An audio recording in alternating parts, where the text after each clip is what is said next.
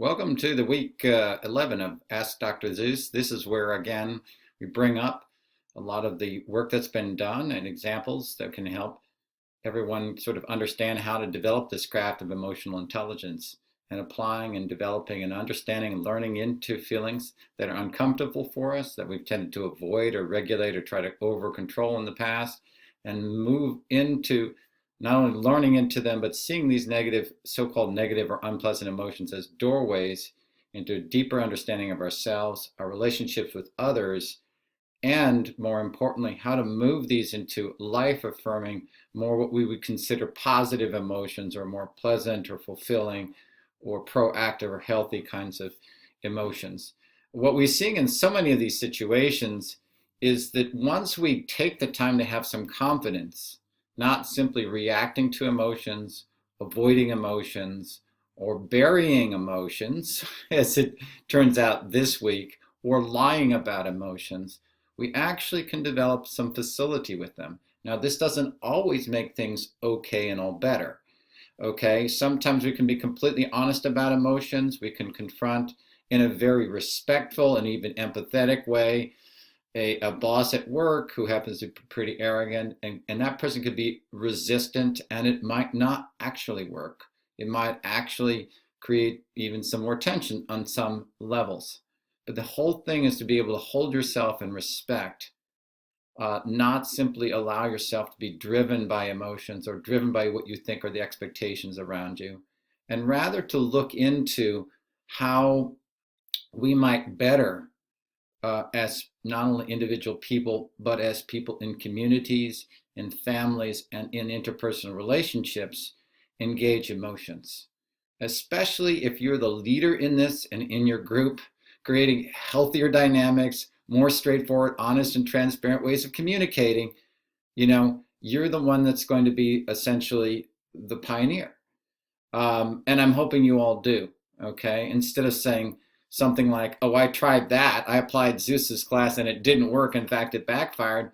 Continue to see it in the long term, in the long haul. Maybe a person reacts unfavorably because you've triggered something in them, but just continue to be patient, continue to be even-tempered, okay? Don't just react again to someone's reaction to you. Allow it to go beyond that. And again, this is a long-term kind of thing. So I encourage everyone to be able to learn from these examples. This week, we're really concentrating on the times when we have repressed or lied to ourselves about our emotions or the emotions of others. We're going to also look into the social aspects of working through and creating alternatives to dysfunctional ways of relating or even responding to things like abuse. We're looking a little bit at the film Ovarian Psychos, which was broadcast on PBS, sorry, Public Broadcasting System, and as an example for the ways in which we can try to enact justice. And justice is not just simply about changing economic structures or social structures. It's about changing our emotional structure and the emotional dynamics. This is one thing that's almost never talked about.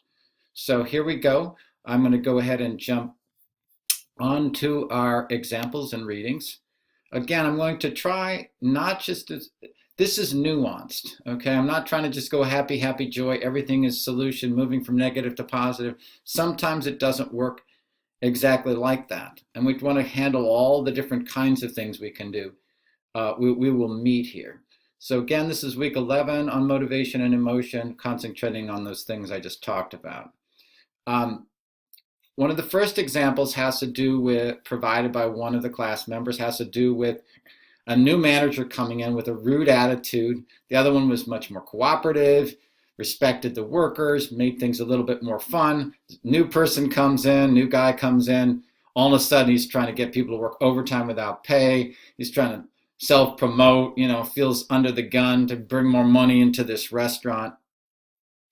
So this particular student was, as he or she said, disgusted by these actions and revolted by the person.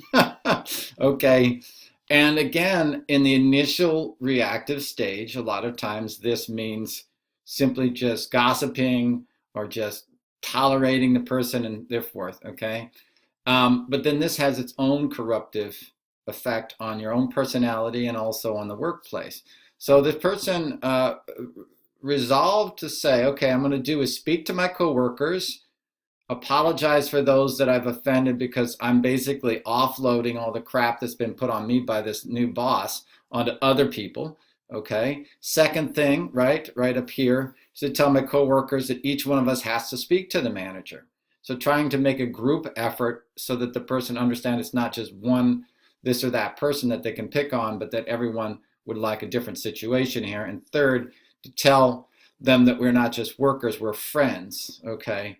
And this is right here, but because we've been working together for so long.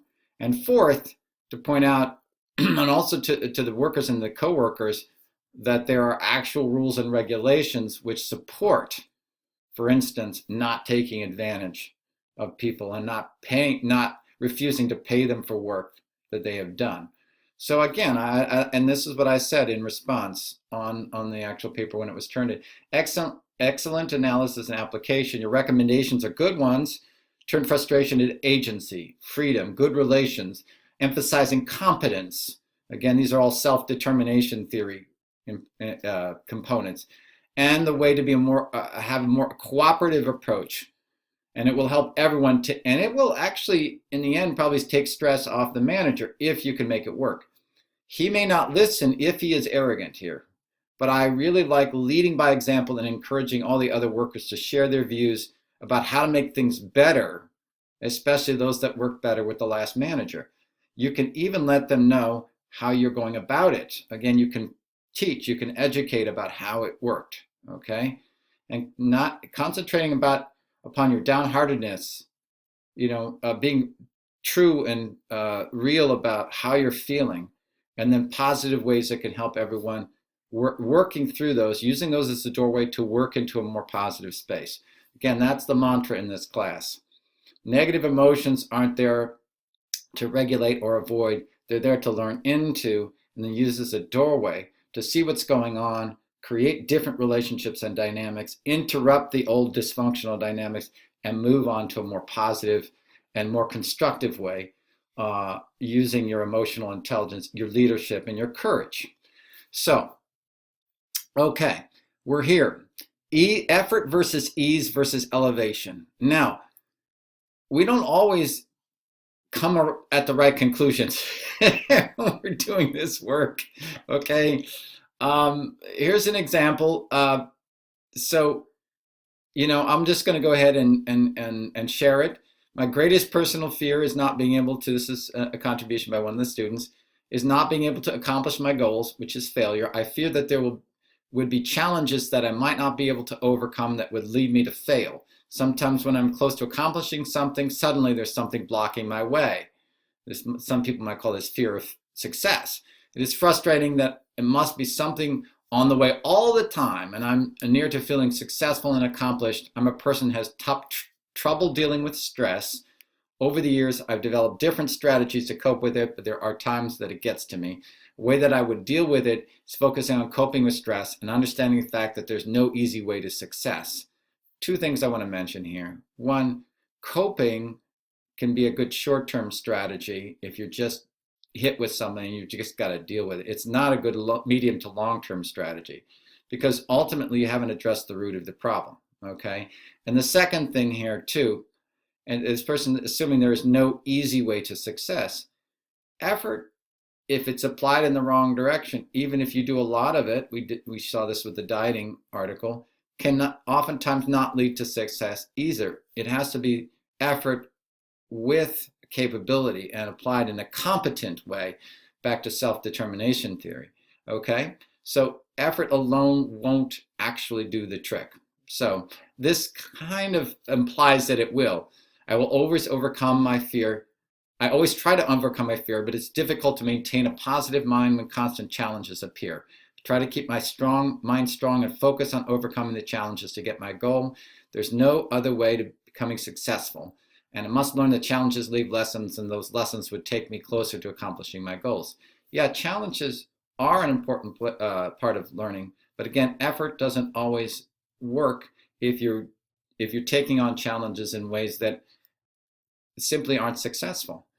Part of what you need to do, instead of just putting your nose to the grindstone, is to step back, to get other people's understandings about the situation, to be more reflective and understanding the ways in which you're applying your efforts may or may not be working well or may not be organized well. So that's an important step. It's not always about effort.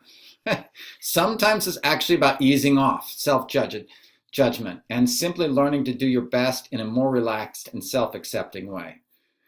This raises the level of working with yourself and not making you your own enemy, which increases a level of threat inside yourself. And learning from failure sometimes itself can be a success. So we also talked about examples in which people experience contempt. This is one of those examples around stereotyping and social injustice. This student felt disgusted when someone of her friends made a hurtful comment about homosexuals, actually to the friend's face. It happened to be the same day that my best friend decided to open up about his sexuality and preferences.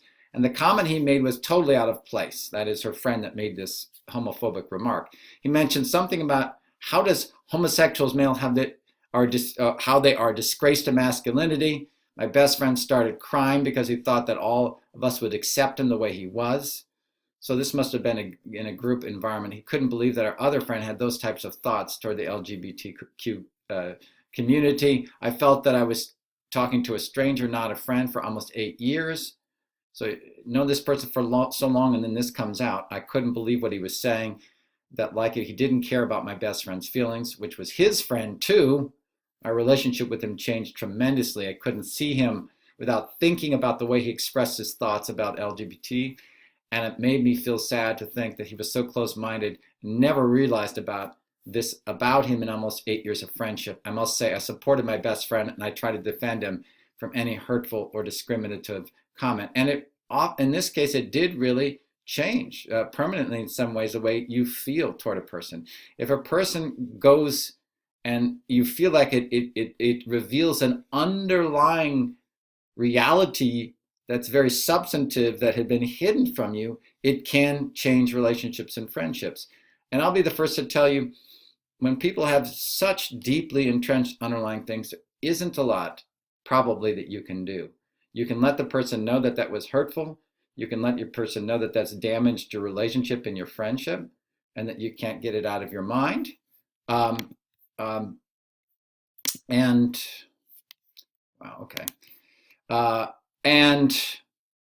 sometimes that can be it. You can agree to disagree and recognize that your friendship may not be as deep as it was. But at the same time, in this case, the friendship with the person that was attacked probably was deepened. So, some friendships do change. They do tend to move. Here's an example of disgust and weakness and what to do positively and the limits of care. Lately, I've experienced disgust and strong negative judgment towards my dad. In this case, he'd been on hard times, so even if you're not judging him, he handled it poorly. He was drunk on a lot of his days off, and this person is feeling used as a taxi for this person so that he won't go to jail for driving under the influence. Okay, again, difficult, right? There's no easy choice here, okay? In some sense, you don't want to enable someone at the same time you don't want them to go to jail. And you can't really get over your disgust. Luckily, in this case, it was countered by her admirable and sound relationship with her mother in this case. But again, these things aren't always hard. I'm not going to try to encourage you not to have contempt or disgust. It's an honest feeling. My issue is don't allow yourself to stay with that and let it go into resentment, okay, or lasting contempt, and certainly not arrogance. So that really is it, okay? Here was an example. Some of you may have seen this video. I saw it before, learning not to judge a book by its cover. It's a video where I guess there's Dr. Joy and this woman goes through a line at Walmart. She's black, and they're checking her check to make sure it's not bounced, using kind of racist stereotype about that. And then another person goes through and she doesn't check for her. So the second person, that is the white person, takes the cashier at Walmart to task for singling out black people here. And actually, this act encouraged the person behind her to act in a way to support this intervention in what was clearly racial profiling. And I just brought this up to make one small point. You can use reverse social pressure to point out contradictions to ensure equal treatment and allow people to see their job differently. Okay? And this is another example of the power of emotional and social courage to embolden others to do the right thing. Okay? You don't have to humiliate the person. Just simply let them know that you're not going to let them get away with unequal treatment that they might not even be conscious of. So that's an important sort of rule. Again, a lot of times people will use extrinsic motivation or approaches to get their work done, okay? And extrinsic, that is forcing yourself to do it, and this is true of dieting, I've already used this example before, can work in the short term because you're forcing yourself to do something to achieve rewards or to avoid punishments or fear of failure. But this always, in my experience, fails in the medium to long term by creating fatigue and unhappiness because you're actually treating yourself like an object. For example, this class is trying to create opportunities for intrinsic motivation by making material relevant and applied to real-life examples, even in group presentations, by encouraging each person to contribute according to their joys, talents, and choices. Again, these group presentations, I said, I want to really focus on compassion, that is your connection with your group members, and creativity, because you've already demonstrated knowledge of content. You've done great with critical mindedness and analysis. We don't need more evidence of that. We need more evidence of your creativity. And usually that is much more intrinsically motivating creativity than feeling like you have to demonstrate that you know the material. Okay? I'm only asking you to bring in one actual extra bit of academic research to support your presentation, and that is a minimum. If you want to bring in more, that's fine. This again frees you up to do your own thing, that's autonomy, right? To relate to each other and to demonstrate a different kind of competence. The last two C's in our 4 C's, right? The first two are capability and critical mindedness. The last two are creativity and compassion, okay? So I want us to do a pretty even job with that.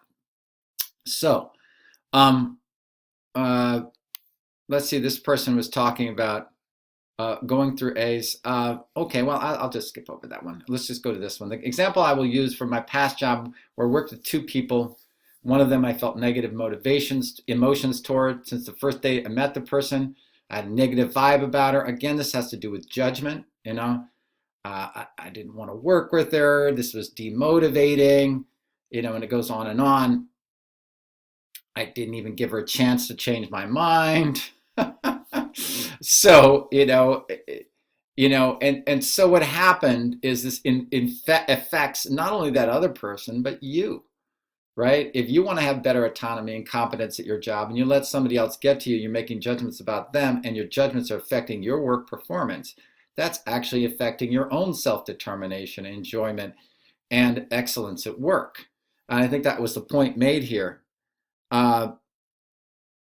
And she began to try to, again, turn this around, right? And here's a recommendation here at the end of this. The first way to work together with others and to create conditions for intrinsic motivation is to not judge and listen to rumors, okay? And even if those rumors are partly true, this person's a little bit obnoxious, you know? By really kind of not letting that affect you too much and not reacting to that, you can actually start to talk to them on their own level and work with them. So, so I would say to that, don't allow yourself simply to be determined by a person's lowest characteristics. Start working to connect to their higher characteristics. And that will work not just for them, but for you and create a better work environment. Again, this is what I said up here. Again, why is it we go for the negative at first? You know, this is so common here. A threat is our threat the threat of that person, a potential threat of that person, more important than the opportunity to connect with them well? And why is gossip almost always negative? Now, this is an interesting question. I would encourage anyone to answer. So we can feel superior or boost our poor self-image and insecurity by making the choice to take leadership in listening and finding out in reality, rather than in reputation or image, we actually get to know someone. That will not mean that the person will be perfect, and it may mean you get the good with the bad.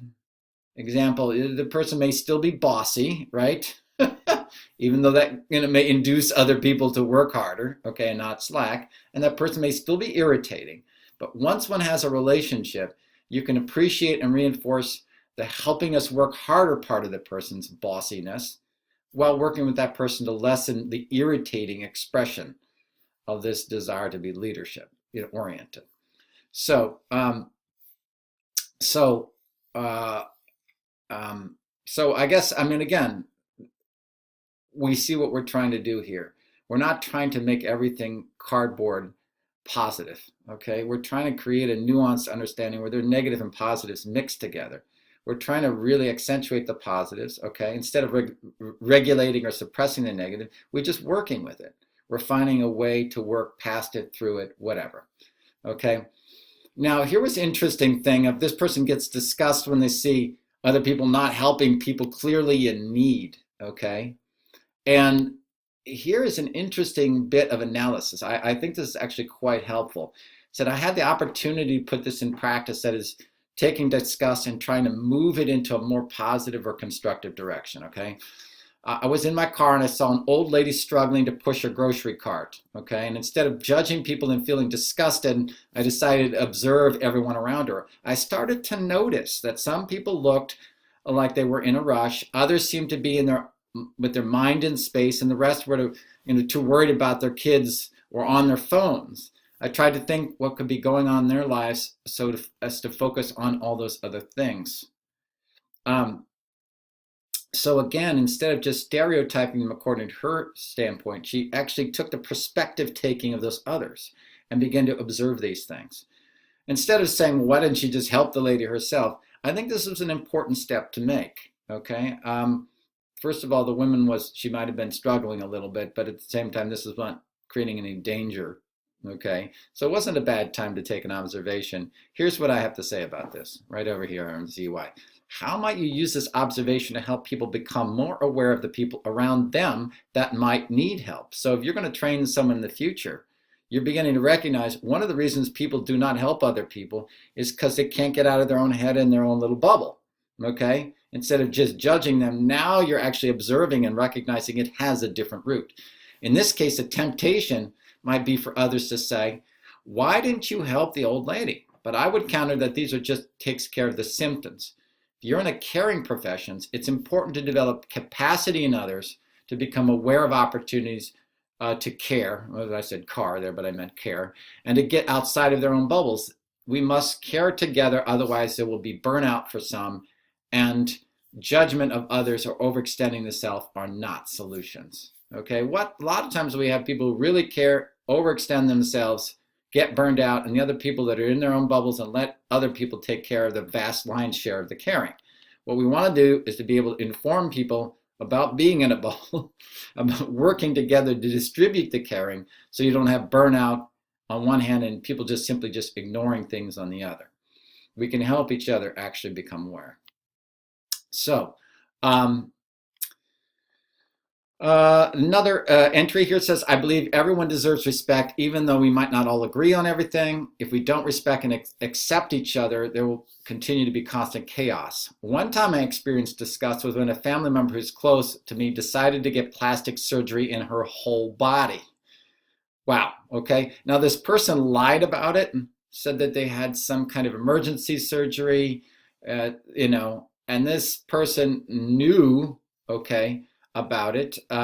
So what happened was she agreed to kind of go along with it, and didn't try to embarrass her in front of families and church community and so forth, but felt bad about it,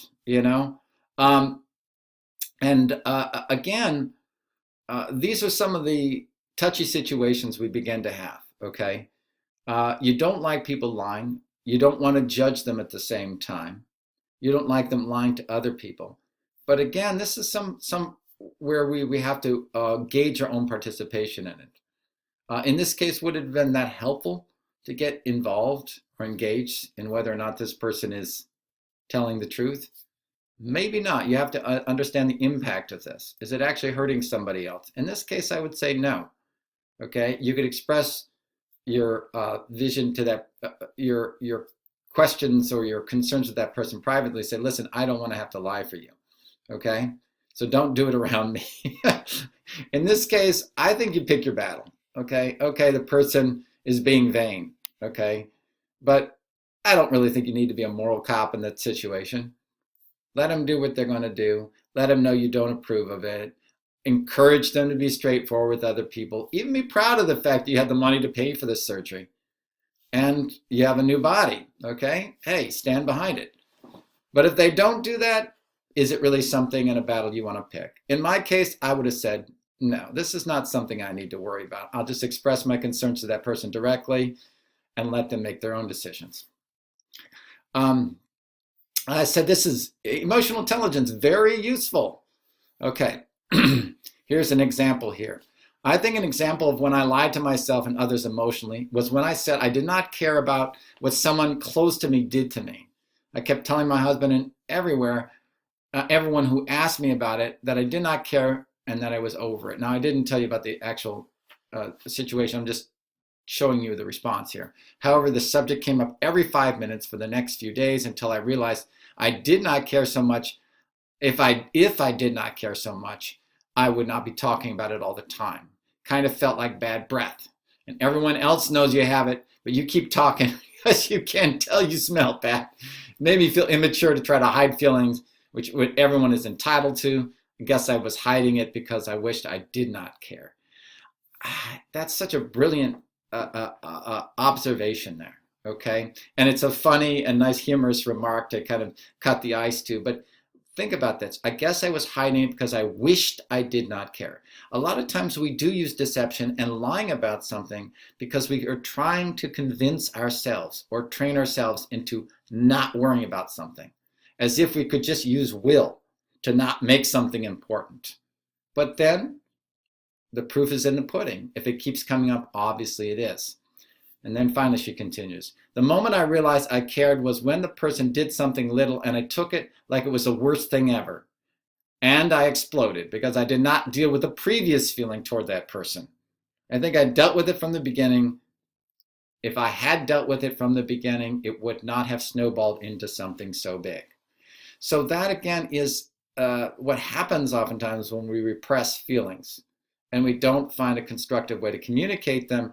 They snowball, they gain strength, and then we blow up at someone in an exaggerated way. So usually the idea of hiding or repressing emotions doesn't work. The only times it seems to work as if it's just kind of silly and innocuous, is not worth picking the battle over it, as that other example might have been. So that's about discernment. I can't teach you that. I can only give you some examples and help you make up your mind for yourselves. Okay, we've talked a lot. I talked a lot in this week 11 about self-care, life balance, organization, intrinsic motivation, head working together with the heart. And here's an example that actually kind of brings some of this out. This person says, in my school life, I believe I can increase intrinsic motivation by regrouping and remembering to keep a positive perspective on the wonderful opportunity life has given me back in my school and to get my degree. With life happening, a toddler, a home to maintain, and having to work on some weekends to have enough money, it looks a little hectic to have so much homework and reading assignments. However, keeping a positive outlook on what is going on with my life will help me not only do better, but be happier while doing it. I need to remember I chose to go back to school. Again, autonomy, my choice, right? And sometimes when everything seems to get getting away from you and it seems like life is running you rather than you participating and guiding your own life, going back to your understanding about that. And organization. One of the things that they never teach teachers that I really began to learn and start to teach my own teachers, and I'm trying to teach you by the way that I gear these assignments is organize your time. Don't go crazy. And I mean, if you're really passionate about something, sometimes you say, listen, I just want to write this question. It's really compelling. And some of you have done this in this class, and we've all benefited from it. But oftentimes I say, listen, you just have to do one academic citation. You can even use the insight that I've provided in my video. Just apply it in your own way. That's a snap. I've oftentimes said you just need 2 or 3 sentences per part of my question. Just make sure it's a nice succinct example that goes right to what you, right to the essence of my question, okay? A lot of times we bring in a lot of things and we're thinking, oh, what will this person think? Am I doing it enough? Even when I'm exactly telling you this is a minimum, and if you want to do the minimum, you can do the minimum. A lot of you have really put high expectations on yourself, and sometimes it's difficult to develop self-care where you say, listen, this time I'm going to be succinct, just answer the question in a very, very direct way and a correct way, but one that may require less of me at this time, okay? I notice most people in this class have very high standards for themselves. And sometimes high standards have to be balanced with just doing proficient work that gets the job done and helps you move on to other things. I value family time as well. I value time to go out and reflect and have a walk or to go work out. So again, balance, organization can help you in that, okay? Here's another one about intrinsic motivation. This person's talking about a job where they're just doing for the money. And in the yellow here, in no way does this job help me achieve future goals except by helping me pay for classes and books. Classic example of extrinsic motivation. They get extra credits for bringing from opening credits, getting credit cards for customers. Getting paid on a weekly basis is another extrinsic plus, and this person is learning to effectively manage and drive emotions. Okay, what this person did, and I think is a great one, is to look on all the madness and all this extrinsic motivation, realizing intrinsic motivation will create a lot more fulfillment and job satisfaction. This person looked to those things that would help her get intrinsic motivation and relating with people, helping women who are embarrassed, especially older women, about bra measurements, okay? Beginning to relate more warmly with people there on a regular basis, okay? Creates in not only intrinsic motivation, but appreciation, empathy, and gratitude, right? Because now you're looking at the interior quality of the people and your relationship from interior to interior, rather than simply just thinking of the people as just numbers and objects that you're too bothered or too busy to engage with, okay? And here's another point I just want to make here. Lying to save another person pain ends up driving the pain underground for everyone. Grieving means openly sharing and processing through pain and even death. A lot of you, it's amazing how many of you have been involved. There was one person had a niece in hospice, another person either cancer scares or the reality of cancer or sicknesses, or they themselves are going through this, okay? We are oftentimes taught to, quote, save other people by keeping all that inside, creating an unbearable situation. They're not allowed to help. You're not allowed to process your pain if you accept that situation. So more and more of you realizing, yes, you have to go beyond that. And so in this example here, I said, I had time to deal with the fact that she wasn't going to live any longer. This person is talking about an aunt with breast cancer, and lied to myself that I wasn't in pain. I also convinced my mother that everything was okay. Again, we oftentimes lie in order to try to make the reality happen. We think if we just use will, lie ourselves into it, we can create reality. Turns out that doesn't work emotionally. And sometimes we lie to other people and force and put pressure on them to deny their own pain. That doesn't work either. What we're trying to do is learn into that pain, be honest about it, be open with it, take our time, and allow that to help us in the process of healing. Initial honesty and transparency is very important for this. So she tried to convince her mother it would be okay. I needed to find somewhere some strength for this for the safety of my mother. I didn't want my mother to feel sadness. The consequence was that no matter how much I tried to hide it, at the time of her passing was going to come sooner or later. It made me feel that I was going to be able to control the pain, but little did I know the feeling of losing a loved one. Again, part of the problem with trying to repress and control and regulate feelings of pain, especially around grief, is that you're going to have to deal with it anyway, and you end up adding interest to that emotional pain and making it even more so because you're not preparing yourself, you're not communicating, not forming a supportive community around you. Let me just state this at the end. I think it's already getting up to 35 minutes, so I'm going to break this into 2 videos. Let me just state that repressing, suppressing, regulating, controlling emotions really only works for a very small class of emotions where you're trying to keep yourself from violently angrily blowing up at someone or doing something you really, really regret or could cause someone else physical harm. Almost all other forms, and I'm going to go ahead and go to the big picture here, almost all other forms of emotion benefit from taking time to breathe, doing a little bit of initial regulation or control so that you just don't go crazy or sad or weeping all over the place or hysterical, but that's usually not a problem and it's usually not going to be your response anyway. Almost all other emotions require you to simply take some time to reflect, to lay it out, to disrupt, right, your automatic reaction and panic in the face of that and say, okay, here it is. Here's the feeling. Here's the sadness. Here's the grief. Here's the reality of my aunt having breast cancer and the reality that she's going to die soon.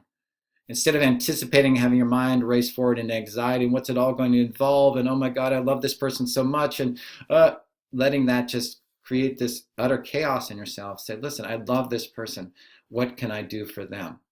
What can I do to be present to them? How can I be honest about my own feelings? And let this person be honest about her own feelings of loss because she's going to be leaving this world and leaving the family. And maybe that person wants to communicate something important to you.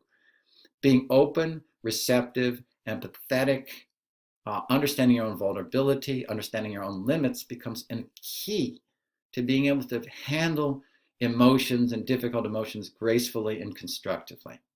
So that would be my advice in terms of the end of this video. Allow yourself into that space and allow yourself to experience pain in ways that don't overwhelm you and that aren't just numbed out or repressed, but to gracefully move into them. And as you go into them, communicate with others, create relationship, interrupt tendencies to react and to stifle, and to move through them into that graceful process of realizing we're all just very human. And that in the end, it is joyful, it is redemptive, but it doesn't mean that we can get rid of all of our pain. We have to face that. In fact, the pain itself allows us to be more loving and close and vulnerable with one another. There's a certain gift to even difficult feelings that we have to acknowledge. So anyway, too much time in this video, but we will finish it off in the next one, part 2 of week 11's Ask Dr. Zeus. Until then, Dr. Zeus signing off.